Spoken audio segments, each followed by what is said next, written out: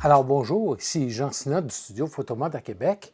Bien aujourd'hui, je vous parle encore une fois de filtres et cette fois-ci, pas de n'importe quel type de filtre parce que, bon, justement, dans le marché d'aujourd'hui, on a plein de modèles, de types de filtres.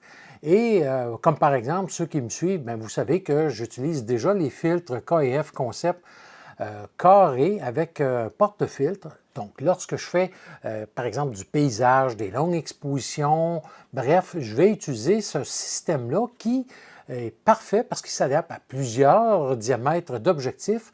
Et en même temps, lorsqu'on fait du paysage, des trucs comme ça, on a tout notre temps. Donc, on peut prendre notre temps pour installer les filtres, bien choisir le filtre.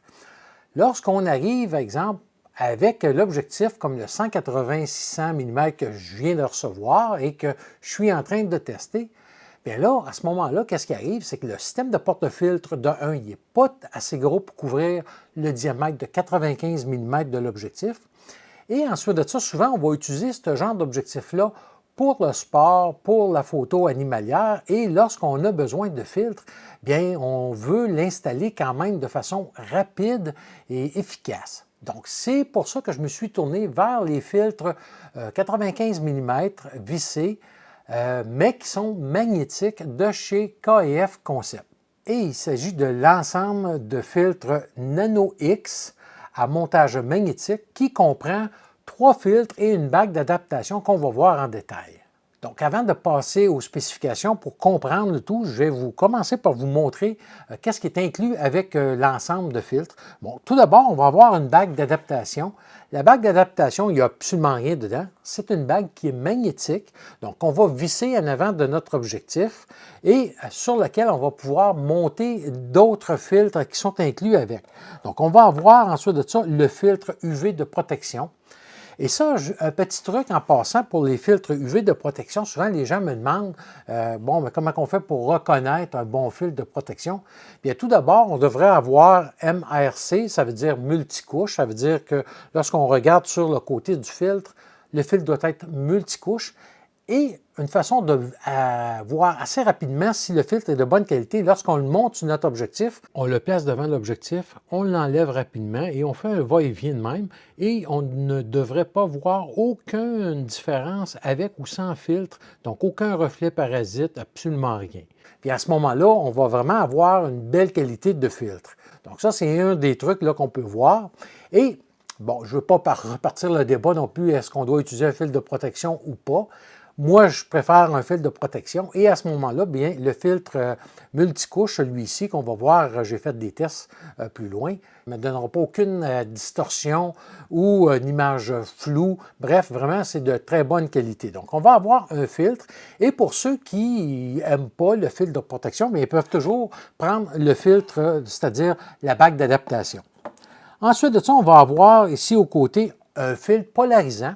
Et finalement, on va avoir un filtre à densité neutre ND1000, soit qui réduit la lumière de 10 tons. Et un accessoire qui est vraiment souvent mis de côté et qu'on regrette par la suite, c'est la pochette de transport. Bon, celle qui est fournie avec l'ensemble, vraiment est excellente parce qu'on va avoir un anneau pour accrocher après notre trépied si on veut ou l'accrocher ailleurs. On a une ganse ici de velcro si on veut le garder à la taille. L'autre chose également, c'est que la pochette, elle est imperméabilisée comme la fermeture éclair. Donc, si je rouvre la pochette ici, on va voir que les divisions à l'intérieur sont coussinées. Donc, vraiment, ça va venir protéger chacun des filtres et la bague d'adaptation. Et ensuite de ça, si on veut la fermer, c'est là que le rabat magnétique va nous garder la pochette fermée sans devoir fermer la fermeture éclair à chaque fois. Donc, c'est beaucoup plus rapide d'avoir accès et de venir fermer par la suite. Donc, vraiment, une petite étui, c'est anodin, mais qui vient vraiment garder le tout en toute sécurité et protéger des éléments extérieurs lorsqu'on le transporte.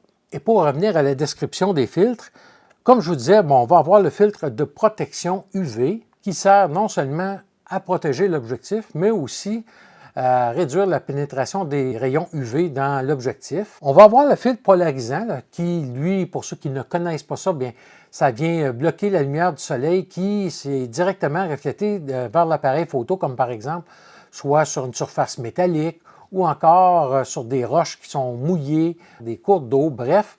Et un petit truc, le filtre polarisant, lui, fonctionne toujours mieux lorsqu'on est dos au soleil. Donc, plus qu'on va être face au soleil avec le filtre polarisant, moins que l'effet va être visible, alors que plus qu'on va se tourner dos vers le soleil, à ce moment-là, l'effet va être vraiment plus accentué, qu'on va voir tantôt avec les tests.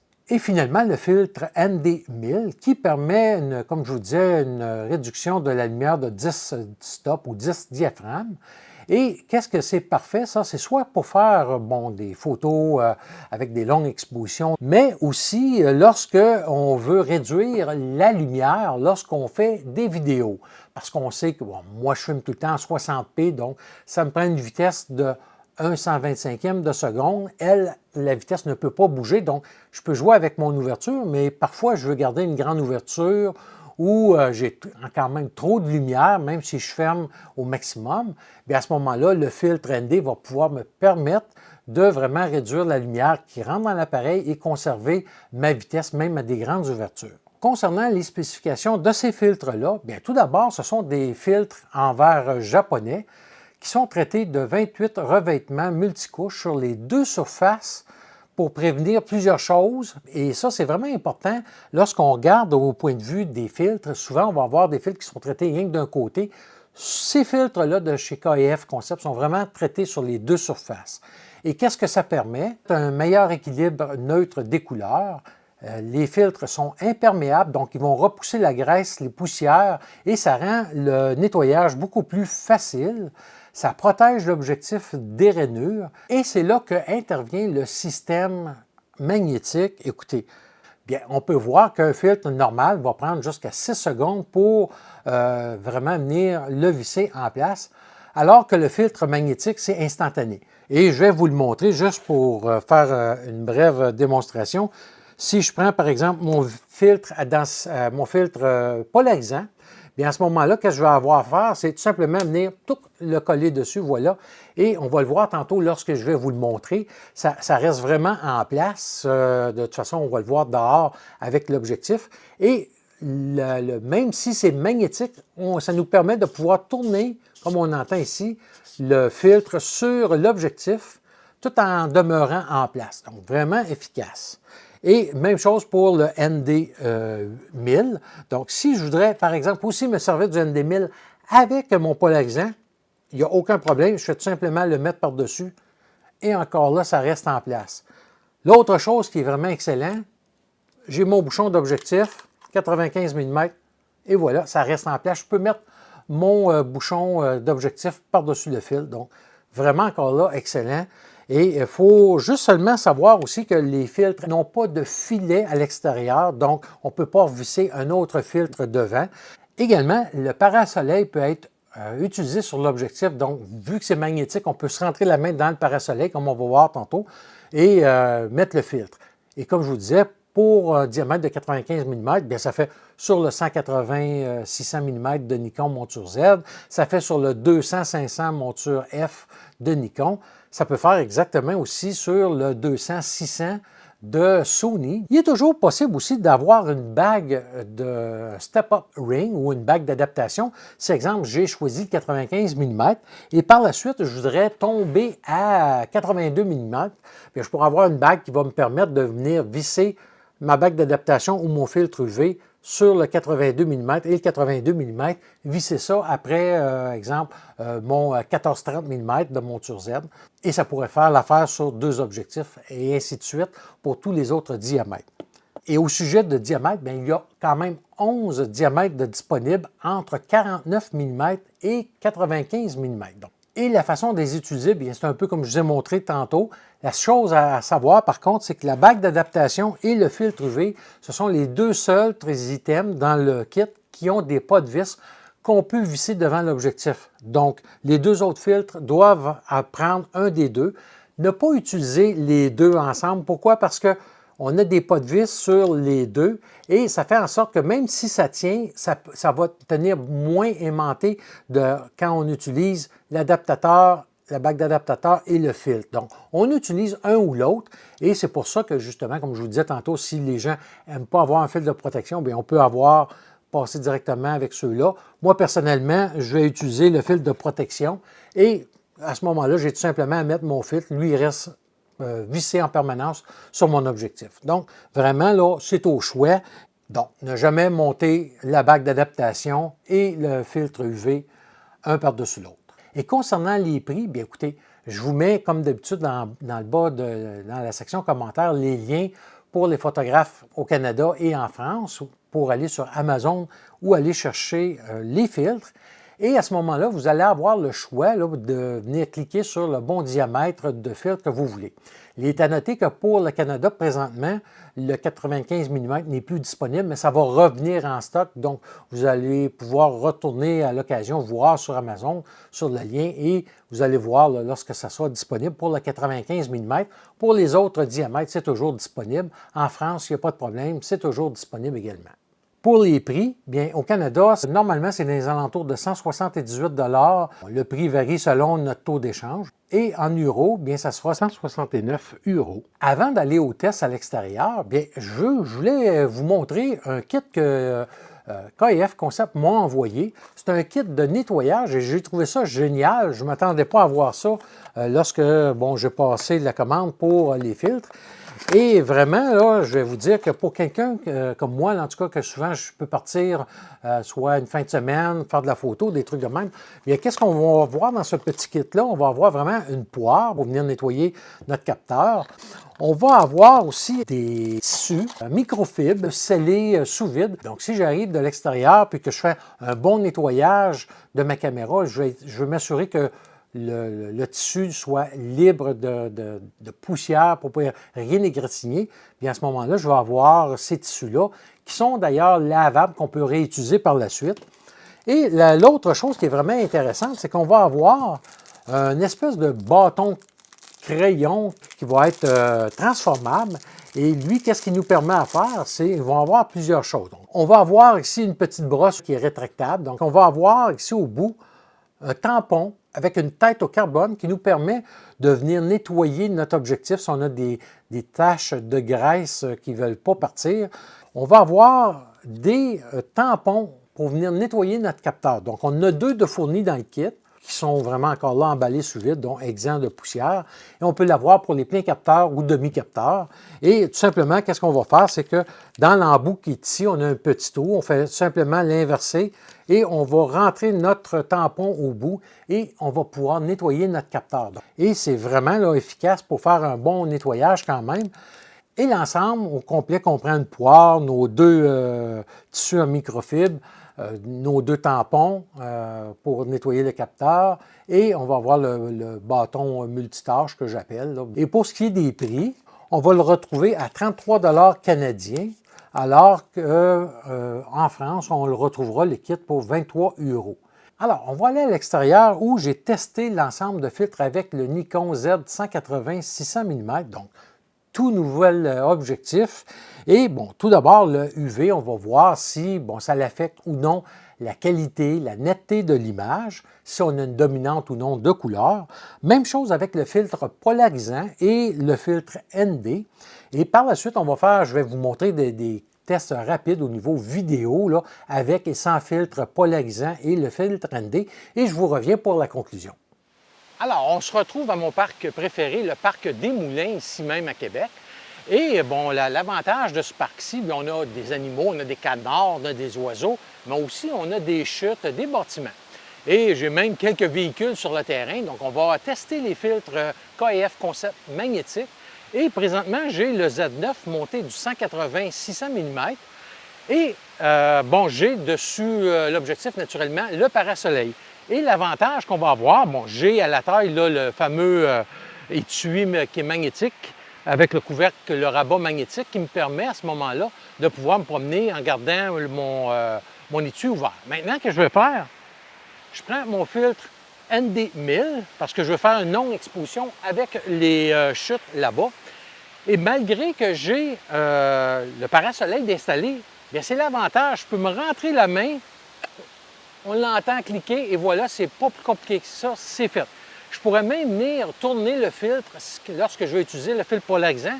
Et la beauté, regardez, je peux aller l'enlever. Donc même le parasoleil Nikon dessus, bien, vraiment, il nous donne la place pour pouvoir se rentrer la main. Donc c'est vraiment agréable. Donc on regarde ça, une longue exposition avec le ND1000. Et je vais venir prendre la photo. Donc je vais me mettre avec, puisque je n'ai pas ma télécommande, je me mets avec un délai de 2 secondes et la photo va se prendre automatiquement après que la minuterie de l'appareil ait calculé le 2 secondes et on regarde le résultat.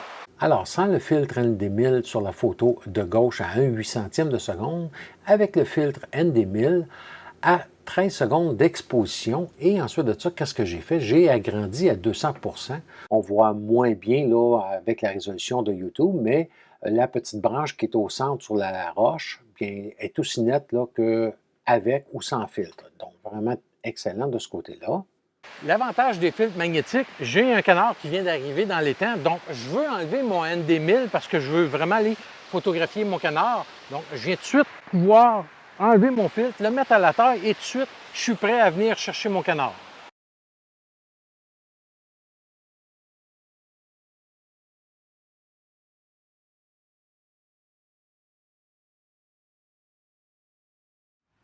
Donc ici, je vais juste utiliser le fil polarisant sur le pare-brise du pick-up qui est ici. Donc je vais le tourner, mon fil polarisant, et comme on voit, ça disparaît vraiment. Donc ça fait vraiment un bon travail, le fil polarisant, même si il est magnétique et seul, pas en sandwich comme les autres filtres, bien ça travaille très très bien.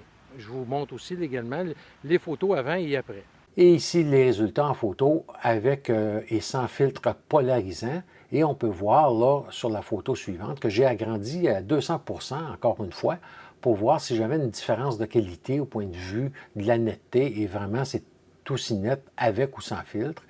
J'ai pris une plante, la même chose, à photo de gauche sans filtre et à droite avec le filtre polarisant. Et encore une fois, agrandi à 200% et on obtient là, vraiment la même qualité. Ici, j'ai combiné le filtre polarisant et le filtre ND1000 et une position sur la photo de gauche avec le moins d'effet du filtre polarisant et avec le filtrage des reflets un peu plus accentués sur la photo de droite en tournant le polarisant. Et finalement, j'ai voulu tester la netteté ou le piqué de l'objectif avec le filtre UV. Donc la photo de gauche est sans filtre et la photo de droite avec filtre. Et encore une fois, agrandi à 200%. Et on voit il n'y a pas vraiment de différence. Et s'il y en a une, c'est vraiment très, très minime, surtout à 200%. Alors, on vient de finir les tests pratiques avec les filtres KF Concept. Écoutez, avec le 180-600 mm, vraiment, là, c'est l'article idéal. Comme je vous disais, même si on a le parasoleil, on peut se rentrer la main, venir chercher notre filtre, venir le reporter à la taille. Bref, vraiment là, une série de filtres là, très abordable aussi comme prix et qui nous permet, avec l'ensemble de 3 filtres, d'avoir vraiment accès soit à faire des longues expositions si j'ai besoin, avoir un filtre polarisant ou tout simplement pour ceux qui, comme moi, recherchent un filtre de protection, bien à ce moment-là, on peut le laisser en permanence là, sur l'objectif. Donc, vraiment là, des filtres que je conseille et on retourne en studio pour la conclusion. Bien, écoutez, comme on a vu, ce sont un excellent kit de filtres, donc pas de dominante de couleur. J'ai vraiment pas noté de différence au point de vue de la netteté ou perte de piqué. Vraiment, là, pour le prix, c'est excellent. Écoutez, à l'époque de mon Nikon 200-500 mm, j'avais acheté le filtre 95 mm, le même diamètre que ça, qui était un Sigma à l'époque, et j'avais payé 229 $. Donc, quand même, là, et ça, on remonte environ à 7 ans de ça. Donc, et aujourd'hui, bien, l'ensemble que je vous présente aujourd'hui, bien, coûte moins cher que ce filtre-là il y a 7 ans. Et vraiment, j'en ai pour mon argent parce que vraiment, je peux adapter à toute situation. C'est rapide d'installation. C'est efficace au point de vue de la netteté et tout ça, aucun problème. Et facile d'entretien, comme on a vu. Bref, j'adore le système le magnétique, justement, pour la rapidité de pouvoir passer d'un filtre à l'autre ou de même combiner 2 filtres là, ensemble, comme le ND et le polarisant. Donc, ce sont un kit que je recommande fortement. Et comme d'habitude, bien, si vous avez des questions, des commentaires, n'hésitez pas. Moi, pendant ce temps-là, je poursuis les tests avec le Nikon Z 180-600 mm qui, juste à présent, là, je vous le dis, j'adore cet objectif-là et je poursuis mes tests pour bien aller au fond des choses. Et je vous reviens là, très prochainement avec cette vidéo-là en détail sur le Nikon 180-600 mm en monture Z. Donc d'ici là, portez-vous bien et on se retrouve là, pour cette vidéo-là.